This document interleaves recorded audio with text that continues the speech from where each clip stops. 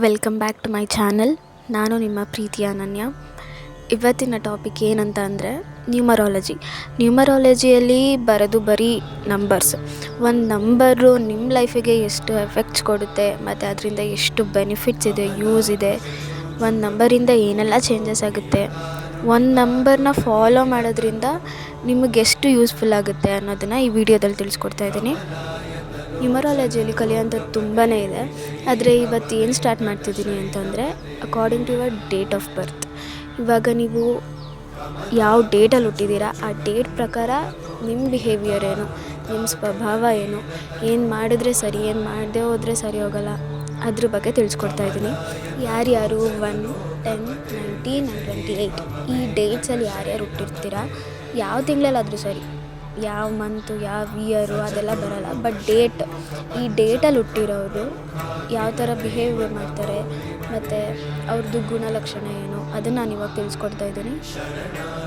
ಈ ದಿನಗಳಲ್ಲಿ ಹುಟ್ಟಿರೋರಿಗೆ ಅದೃಷ್ಟದ ದಿಕ್ಕು ಅಂತ ಅಂದರೆ ಪೂರ್ವ ಬರುತ್ತೆ, ಮತ್ತು ದಿನ ಅಂತ ಅಂದರೆ ಭಾನುವಾರ ಮತ್ತು ಸೋಮವಾರ ಇವರು ಅದೃಷ್ಟ ದಿನಗಳು.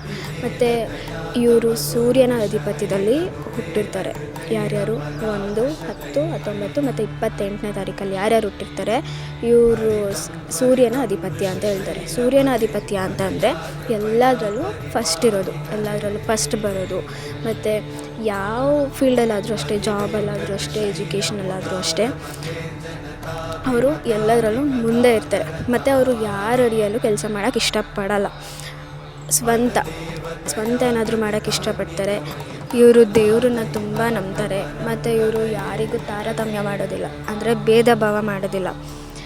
ಮತ್ತು ಇವರಿಗೆ ಭೇದ ಭಾವ ಅಂತಂದರೆ ಅದು ಆಗೋದೂ ಇಲ್ಲ.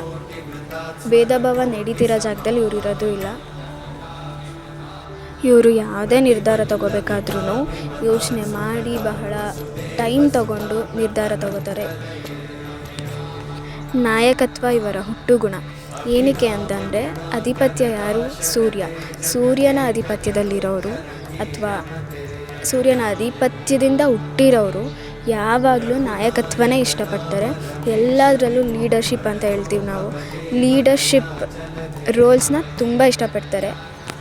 ಇವರು ಒಂದ್ಸಲ ನಿರ್ಧಾರ ಮಾಡಿದ್ರು ಅಂತ ಅಂದರೆ ಅದನ್ನು ಬದಲಾಯಿಸೋದು ಇಲ್ಲ, ಬದಲಾಯಿಸಬೇಕು ಅಂತ ಯೋಚನೆನೂ ಇವರು ಮಾಡೋದಿಲ್ಲ. ಏನಕ್ಕಂದರೆ ಅವರು ಏನೇ ನಿರ್ಧಾರ ತೊಗೊಂಡಿರ್ಬೇಕಾದ್ರೂ ಆಲೋಚನೆ ಮಾಡಿ ತೊಗೊಂಡಿರ್ತಾರೆ ಮುಂಚೆನೇ.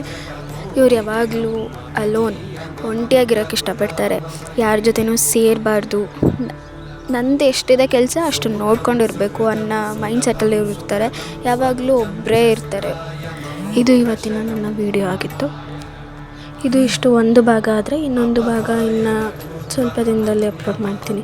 ಈ ಒಂದು ಭಾಗದಲ್ಲಿ ಅವ್ರ ಬಿಹೇವಿಯರು, ಅವ್ರ ಅದೃಷ್ಟದ ದಿನ ಅದೆಲ್ಲ ತಿಳ್ಕೊಂಡ್ರಿ. ಇನ್ನು ಮುಂದಿನ ಭಾಗದಲ್ಲಿ ಮದುವೆ ದಿನಾಂಕ ಮತ್ತು ಮನೆ ಖರೀದಿಸ್ಬೋದು, ಅಂದರೆ ಪ್ರಾಪರ್ಟಿ ಬೈ ಯಾವಾಗ ಮಾಡೋದು, ಯಾವ ದಿನ ಮಾಡಿದರೆ ಚೆನ್ನಾಗಿರುತ್ತೆ ಅದು, ಮತ್ತು ಯಾವ ದಿನ ಭೂಮಿ ಪೂಜೆ ಮಾಡಿದರೆ ಚೆನ್ನಾಗಿರುತ್ತೆ. ಹಾಗೆ ಇನ್ನೂ ಒಂದಿಷ್ಟು ಕೆಲವು ಇನ್ಫಾರ್ಮೇಷನ್ನ ನಾನು ಶೇರ್ ಮಾಡ್ತೀನಿ. ಅದನ್ನು ಮುಂದಿನ ಭಾಗದಲ್ಲಿ, ಇದು ಪಾರ್ಟ್ 1, ಹಾಗೆ ಪಾರ್ಟ್ 2 ಶೇರ್ ಮಾಡ್ತೀನಿ. ಅದನ್ನು ವಾಚ್ ಮಾಡಿ. Thank you for watching this video. ಆದಷ್ಟು ಬೇಗ ನಾನು ಪಾರ್ಟ್ 2 ಅಪ್ಲೋಡ್ ಮಾಡ್ತೀನಿ. Keep watching.